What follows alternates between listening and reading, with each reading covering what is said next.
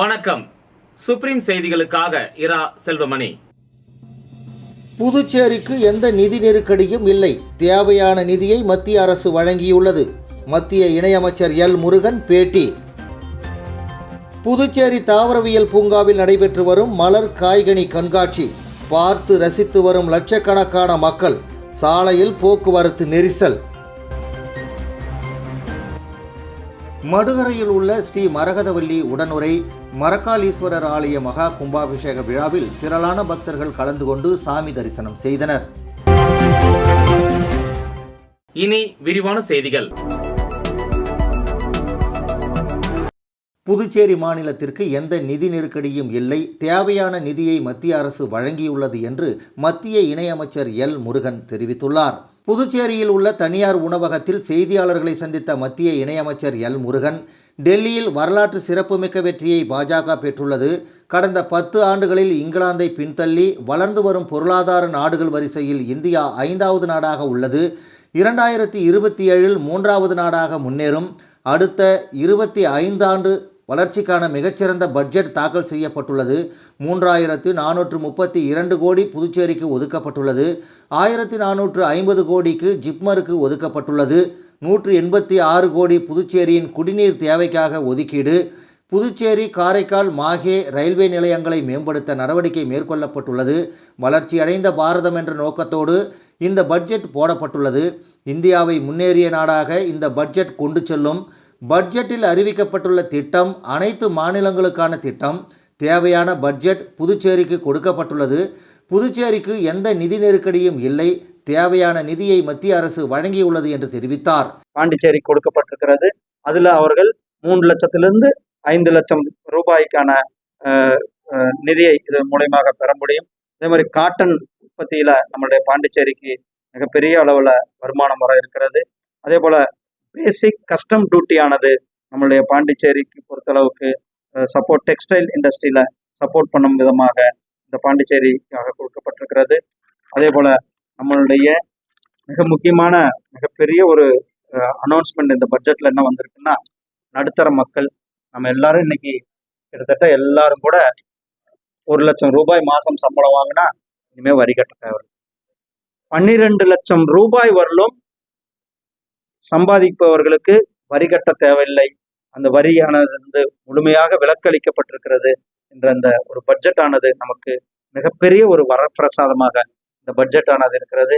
இந்த பட்ஜெட் மிக முக்கியமாக ஆத்ம நிர்பர் பாரத் என்று சொல்லக்கூடிய நம்மளுடைய தன்னிறைவு பாரதம், வளர்ச்சியடைந்த பாரதம் 2047 அதை நோக்கிய ஒரு மிகப்பெரிய பட்ஜெட்டாக இந்த பட்ஜெட் அனைத்து தரப்பு மக்களும் விரும்புகின்ற இந்த பட்ஜெட்டை நம்மளுடைய மாண்புமிகு பாரத பிரதமர் திரு நரேந்திர மோடிஜி அவர்களும் மரியாதைக்குரிய நிதித்துறை அமைச்சர் மரியாதைக்குரிய திருமதி நிர்மலா சீதாராமன் அவர்களும் கொடுத்திருக்கிறார்கள். இந்த பட்ஜெட் இந்தியாவை மிகப்பெரிய ஒரு முன்னேறிய நாடாக எடுத்து செல்லுகின்ற பட்ஜெட்டாக இந்த பட்ஜெட். இந்த செய்தியாளர் சந்திப்பின் போது பாஜக மாநில பொறுப்பாளர் சுரானா, மாநில தலைவர் செல்வகணபதி எம்பி, அமைச்சர் நமச்சிவாயம் ஆகியோர் உடனிருந்தனர்.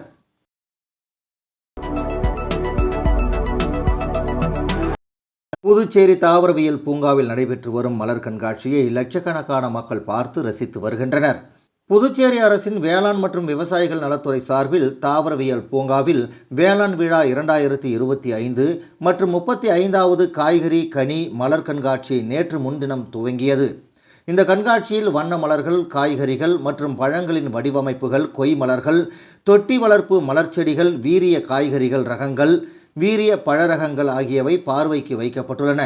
புதுச்சேரி லாஸ்பேட்டையில் வேளாண் துறை தோட்டக்கலை பிரிவின் கீழ் இயங்கும் நாற்றங்கால் பிரிவில் balsam, calendula, celosia, coleus, cosmos, dahlia, சாமந்தி, பிரெஞ்சி சாமந்தி, petunia, salvia, bougainvillea, snapdragon, verbena, vinca, zinnia, tithonia போன்ற 19 வகைகளில் 36,000 மலர் செடிகள் உற்பத்தி செய்யப்பட்டு கண்காட்சியில் காட்சிக்கு வைக்கப்பட்டுள்ளன. மலர்களால் அலங்கரிக்கப்பட்ட ரயில், டீ கப், சேவல், மலர்களிலிருந்து தேனெடுக்கும் வண்டு, திராட்சைகளாலான திருவள்ளுவர், காளை மாட்டுடன் வீரர், புஷ்பா திரைப்படத்தில் வரும் காட்சி போல் மாட்டு வண்டியில் செம்மரம் ஏற்றி செல்வது உள்ளிட்டவை பார்வையாளர்களை கவர்ந்தது. நேற்று மாலை கண்காட்சி துவங்கியவுடன் ஏராளமான பொதுமக்கள், சுற்றுலா பயணிகள் வந்து கண்காட்சியை பார்வையிட்டு போட்டோ மற்றும் செல்ஃபி எடுத்துக்கொண்டனர். மேலும் விற்பனைக்கு வைக்கப்பட்டிருந்த மலர் மற்றும் காய்கறி செடிகளை பொதுமக்கள் ஆர்வமுடன் வாங்கிச் சென்றனர். கடந்த 2 நாட்களில் 2 லட்சத்திற்கும் மேற்பட்ட பார்வையாளர்கள் மலர் கண்காட்சிக்கு வந்ததாக கூறப்படுகிறது. லட்சக்கணக்கான மக்கள் வரும் நிகழ்ச்சிக்கு வாகனங்களை நிறுத்த உரிய நடவடிக்கை எடுக்காததால் அப்பகுதி முழுவதும் போக்குவரத்து நெரிசலால் சிக்கி தவிக்கிறது என பொதுமக்கள் குற்றம் சாட்டியுள்ளனர்.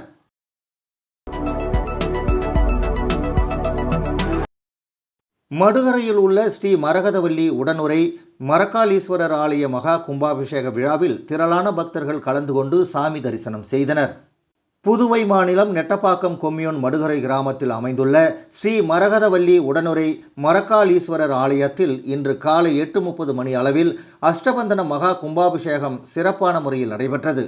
முன்னதாக காமராஜர் நகரில் எழுந்தருளி உள்ள செல்வ விநாயகர் ஆலயம் மற்றும் எல்லையம்மன் ஆலய விமான கலசத்திற்கு புனித நீர் ஊற்றப்பட்டு சிறப்பான கும்பாபிஷேகம் நடைபெற்றது. தொடர்ந்து மூலவர் மரக்காளீஸ்வரர், மரகதவல்லி தாயார், புதிதாக அமையப்பெற்ற 63 நாயன்மார் சிலைகள் மற்றும் பரிகார மூர்த்திகள் என அனைத்து உட்புற சன்னதிகளுக்கும் புனித நீர் ஊற்றப்பட்டது. முன்னதாக விக்னேஸ்வர பூஜை, மகா கணபதி ஹோமம், நவக்கிரக ஹோமம், தனபூஜை, கோபூஜை, லட்சுமி ஹோமம், சாந்தி ஹோமம், வாஸ்து சாந்தி, பிரவேச பலி 1 முதல் 4 யாகசாலை பூஜைகள் ஆகியன நடைபெற்றன. மடுகரை மற்றும் சுற்றுப்புற பகுதிகளில் இருந்து 500க்கும் மேற்பட்ட பொதுமக்கள் மற்றும் துணை சபாநாயகர் ராஜவேலு ஆகியோர் கலந்து கொண்டு கும்பாபிஷேக விழாவை கண்டனர். விழாவிற்கான ஏற்பாடுகளை திருப்பணிக்குழு தலைவர் தனபூபதி மற்றும் ஆலய நிர்வாகி கலியபெருமாள் மற்றும் பொதுமக்களும் செய்திருந்தனர். சரவண சிவாச்சாரியார் மற்றும் சுரேஷ் சிவாச்சாரியார் தலைமையில் கும்பாபிஷேக விழா நடைபெற்றது. விழாவில் கலந்து கொண்ட பக்தர்கள் அனைவருக்கும் அன்னதானம் வழங்கப்பட்டது. மாலை திருக்கல்யாண உற்சவமும் அதனைத் தொடர்ந்து சுவாமி வீதி உலாவும் நடைபெற்றது.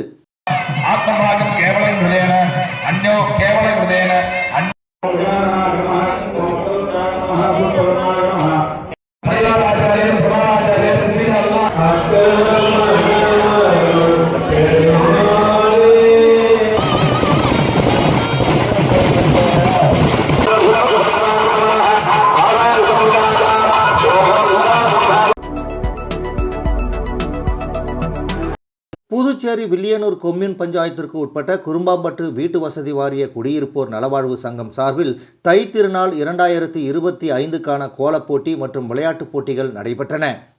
புதுச்சேரி வில்லியனூர் கொம்யூன் பஞ்சாயத்திற்கு உட்பட்ட குரும்பாம்பட்டு வீட்டு வசதி வாரிய குடியிருப்போர் நலவாழ்வு சங்கம் சார்பில் தை திருநாள் 2025க்கான கோலப்போட்டி மற்றும் விளையாட்டுப் போட்டிகள் நடைபெற்றன. ரோட்டரி கிளப் ஆஃப் பாண்டிச்சேரி லெகசியுடன் இணைந்து குடியிருப்பில் நடத்தப்பட்டன. கோலப் போட்டிகள் மற்றும் விளையாட்டுப் போட்டிகளை ரோட்டரி கிளப் ஆஃப் லெகசியன் தலைவர் கருணாநிதி, செயலர் பழனி, பொருளாளர் ரகுவரன் ஆகியோர் தொடங்கி வைத்தனர். சங்க கௌரவ தலைவர் ராஜாராமன், சங்க ஆலோசகர் ஆசிரியர் செந்தில்குமரன் ஆகியோர் முன்னிலை வகித்தனர். விழா ஒருங்கிணைப்பாளர்களான சங்க தலைவர் ரமேஷ் முருகவேல், செயலர் சரவணன், பொருளாளர் ரகுராமன் மற்றும் சங்க நிர்வாகிகள், செயற்குழு உறுப்பினர்கள் போட்டிகளுக்கான ஏற்பாடுகளை செய்திருந்தனர். கோலம் மற்றும் விளையாட்டுப் போட்டிகளுடன் பெரியவர்களுக்கான நடை போட்டியும் நடைபெற்றது. போட்டியில் வெற்றி பெற்றவர்களை நடுவர்கள் தேர்ந்தெடுத்தனர். 100கணக்கானவர்கள் இந்த போட்டியில் கலந்து இண்டாஸ் அறக்கட்டளை சார்பில் இரத்த கசிவு நோயால் பாதிக்கப்பட்டவர்களுக்கு இலவசமாக மருந்து காரணிகள் வழங்கப்பட்டது.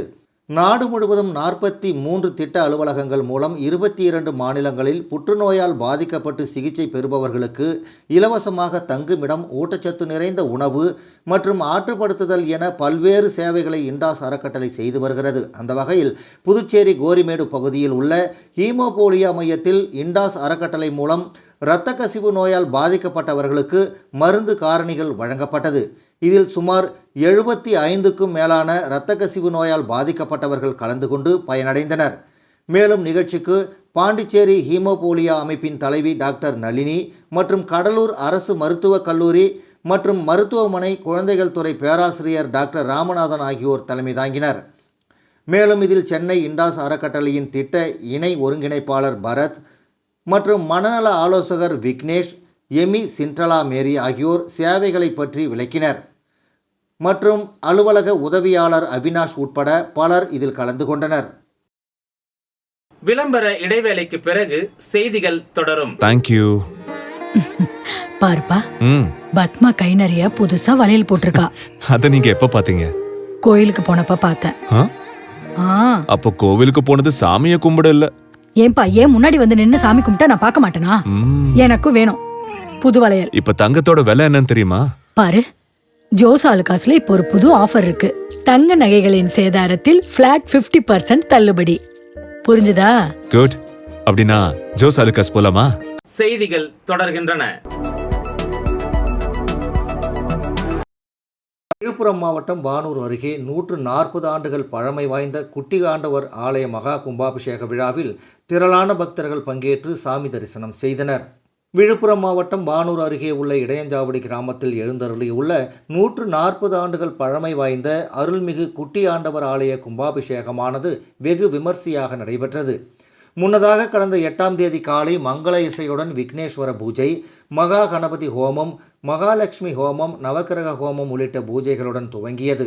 இதனைத் தொடர்ந்து இன்று காலை மங்கள இசை, விக்னேஸ்வர பூஜை, 2ஆம் கால பூஜை, பிரம்மசக்தி, ரக்ஷா பந்தனன், நாடி சந்தானம், தத்துவார்ச்சனை, இதனைத் தொடர்ந்து பூர்ணாகதி, யாத்ரா தானம், கடம் புறப்பாடு நடைபெற்றது.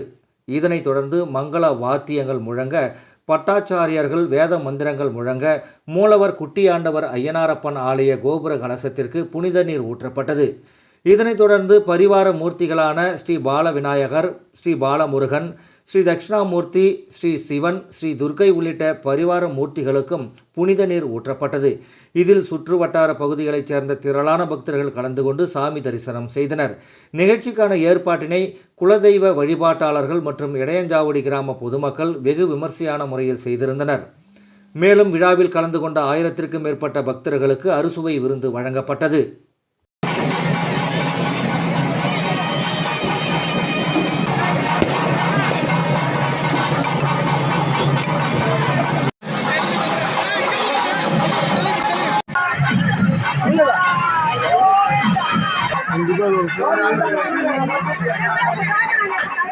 அண்ணா இங்க பாருங்கண்ணா, பாருங்க ஐயா, இங்க பாருங்க அண்ணா, இங்க பாருங்க.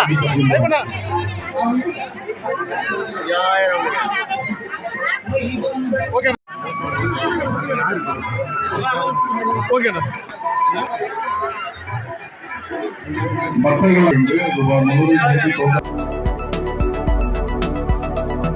நடைபெற்று வரும் பாராளுமன்ற கூட்டத்தொடரில் தடுப்பூசி போடாத தெருநாய்களால் ரேபீஸ் நோய் பரவ காரணமாக இருப்பதை மத்திய அரசு அறிந்துள்ளதா என்றும், அரசின் ரேபீஸ் தடுப்பு நடவடிக்கை என்ன என்றும் காங்கிரஸ் கட்சியின் புதுச்சேரி பாராளுமன்ற மக்களவை உறுப்பினர் திரு வைத்திலிங்கம் கேள்வி எழுப்பியுள்ளார். காங்கிரஸ் கட்சியின் புதுச்சேரி பாராளுமன்ற மக்களவை உறுப்பினர் திரு வைத்திலிங்கம் நடைபெற்று வரும் பாராளுமன்ற கூட்டத்தில் தடுப்பூசி போடப்படாத தெருநாய்கள் மக்கள் குடியிருப்புகளுக்கு மத்தியில் வசிப்பது நாட்டில் அதிக அளவில் ரேபீஸ் நோய் பரவுவதற்கு முக்கிய பங்காற்றுகிறது என்பதை அரசு அறிந்திருக்கிறதா? அப்படியானால் அதன் விவரங்கள் மற்றும் உலகெங்கிலும் ரேபீஸ் கட்டுப்பாட்டு திட்டங்களை வெற்றிகரமாக செயல்படுத்துவது தொழில்நுட்ப ரீதியாக சாத்தியமானது என்பதை மனதில் கொண்டு அரசாங்கம் எடுக்க முன்மொழியப்பட்ட தடுப்பு நடவடிக்கைகள் என்ன என்று கேள்வி எழுப்பினார். இதற்கு மத்திய சுகாதாரம் மற்றும் குடும்ப நலத்துறை அமைச்சர் பிரதாப் ராவ் ஜாதவ் அளித்துள்ள பதிலில், மக்கள் குடியிருப்புகளில் தடுப்பூசி போடப்படாத தெருநாய்கள் வசிப்பது நாட்டில் வெறிநாய்க்கடி நோய் அதிக அளவில் ஏற்படுவதற்கு கணிசமான பங்காற்றுகிறது என்ற உண்மையை அரசாங்கம் அறிந்திருக்கிறது. ஒருங்கிணைந்த நோய் கண்காணிப்பு திட்டத்தின் போர்ட்டலில் நாய்க்கடி வழக்குகள் பதிவாகியுள்ளன. ஏற்கனவே மத்திய சுகாதாரம் மற்றும் குடும்ப நல அமைச்சகம் 12வது ஐந்தாண்டு திட்டத்தில் இருந்து நாடு முழுவதும் தேசிய ரேபீஸ் நோய் கட்டுப்பாட்டு திட்டத்தை செயல்படுத்தியுள்ளது. மேலும் திட்டங்கள் மற்றும் ரேபீஸ் ஒழிப்பு நடவடிக்கைகளை கண்காணிக்க செயல்முறை உருவாக்கப்பட்டுள்ளது என்று பதிலளித்தார். அண்ணாமலை ரெட்டியார் அரசு மேல்நிலைப் பள்ளியில் நடைபெற்ற விளையாட்டுப் போட்டியில் வெற்றி பெற்ற மாணவ மாணவிகளுக்கான பரிசளிப்பு விழா நடைபெற்றது. புதுச்சேரி மாநிலம் கூடப்பாக்கம் அண்ணாமலை ரெட்டியார் அரசு மேல்நிலைப் பள்ளியில் பள்ளி மாணவ மாணவிகளுக்கான ஓட்டப்பந்தயம், உயரம் தாண்டுதல், நீளம் தாண்டுதல், கபாடி, கோகோ, நாற்காலி போட்டி உள்ளிட்ட பல்வேறு விளையாட்டுப் போட்டிகள் நடத்தப்பட்டன. மேலும் பல்வேறு போட்டிகளில் வெற்றி பெற்ற மாணவர்களுக்கு பரிசளிப்பு விழா நேற்று நடைபெற்றது. இந்த நிகழ்ச்சிக்கு துணை முதல்வர் பாக்கியலட்சுமி, தலைமை ஆசிரியர் ஆகியோர் முன்னிலை வகித்தனர். இதில் சிறப்பு விருந்தினராக பாஜக மாநில செயலாளர் ஜெயக்குமார் ரெட்டியார், ஊசுடு தொகுதி பாஜக ஒருங்கிணைப்பாளர் தியாகராஜன் மற்றும் முக்கிய பிரமுகர்கள் ராமச்சந்திரன், பூபாலன் மற்றும் பாஜக ஊசுடு தொகுதி பொதுச் செயலாளர் சிவசங்கர், ஆசிரிய பெருமக்கள் ஆகியோர் கலந்து கொண்டனர். மேலும் பொதுத் தேர்வு எழுத உள்ள மாணவர்களுக்கு சிறப்பு வகுப்புகள் நடைபெறுகின்றன. அவர்களுக்கு சிற்றுண்டி வழங்கப்படும் என்றும் தெரிவிக்கப்பட்டது.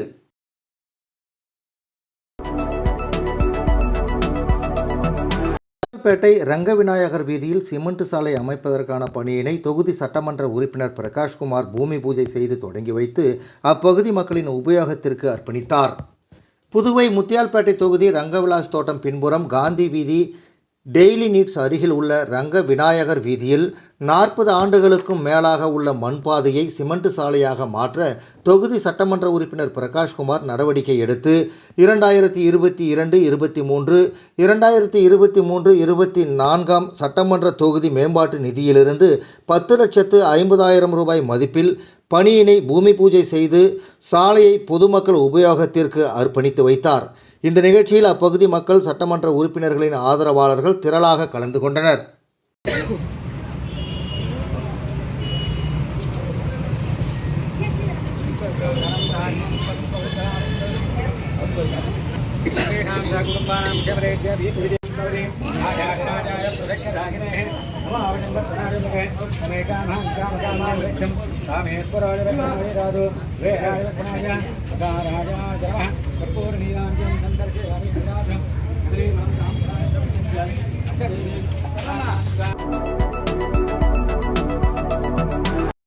ஸ்டார் ஸ்போர்ட்ஸ் அகாடமி சார்பில் நடைபெற்ற மினி மாரத்தான் போட்டியில் வெற்றி பெற்றவர்களுக்கு ரூபாய் 1,00,000 மதிப்பிலான பரிசுகள் வழங்கி பாராட்டப்பட்டது.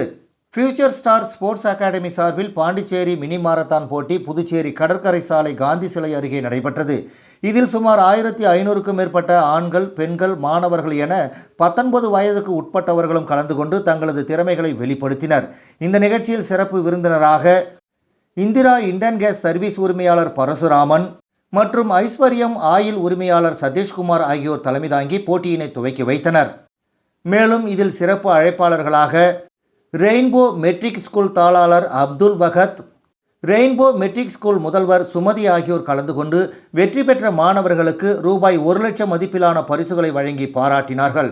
மேலும் கலந்து கொண்டவர்களுக்கு சான்றிதழ்களும் வழங்கப்பட்டது.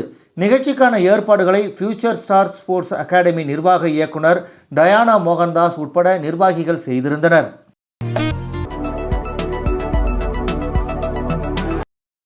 முதலியார்பேட்டை ராமலிங்க சுவாமி மடத்தில் இலவச பொது மருத்துவ முகாம் நடைபெற்றது. புதுச்சேரி முதலியார்பேட்டை ராமலிங்க சுவாமி மடத்தில் 76ஆம் ஆண்டு தைப்பூச ஜோதி தரிசன விழாவை முன்னிட்டு பொதுமக்களுக்கான இலவச பொது மருத்துவ முகாம் நடைபெற்றது. இந்த மருத்துவ முகாமிற்கு ராமகிருஷ்ண கவுண்டர் தலைமை தாங்கினார். வீரபத்திரன், வெற்றி செல்வன், மாதவன், பெரியசாமி ஆகியோர் முன்னிலை வகித்தனர். மருத்துவ முகாமை கடலூர் தமிழ்சங்க தலைவர் குழந்தை வேலனார் மற்றும் மடத்தின் அறங்காவலர் கோபி என்ற கோபாலகிருஷ்ணன் ஆகியோர் தொடங்கி வைத்தனர். முகாமில் டாக்டர்கள் வினோத், நித்யா கலந்து கொண்டு மருத்துவ ஆலோசனைகளை வழங்கினர். இந்த மருத்துவ முகாமில் பொதுநல மருத்துவம், குழந்தைகள் நலம், சிறுநீரக கற்கள், சர்க்கரை நோய், தோல் நோய் ஆகியவைகளுக்கு மருத்துவ ஆலோசனை வழங்கப்பட்டது. இந்த மருத்துவ முகாமில் சுமார் 500க்கும் மேற்பட்ட ஆண்கள் மற்றும் பெண்கள் கலந்து கொண்டு மருத்துவ ஆலோசனைகளை பெற்று சென்றனர். இந்த மருத்துவ முகாம் காலை 9 மணிக்கு தொடங்கி மதியம் 1 மணி வரை நடைபெற்றது. விழாவிற்கான ஏற்பாடுகளை ராமலிங்க சுவாமி மடத்தினர், அக்ஷய் மெடிக்கல்ஸ், இந்திய குடியரசு மக்கள் பேரவை, ஏஎஸ் ஆப்டிகல்ஸ் ஆகிய நிறுவனங்கள் செய்திருந்தன.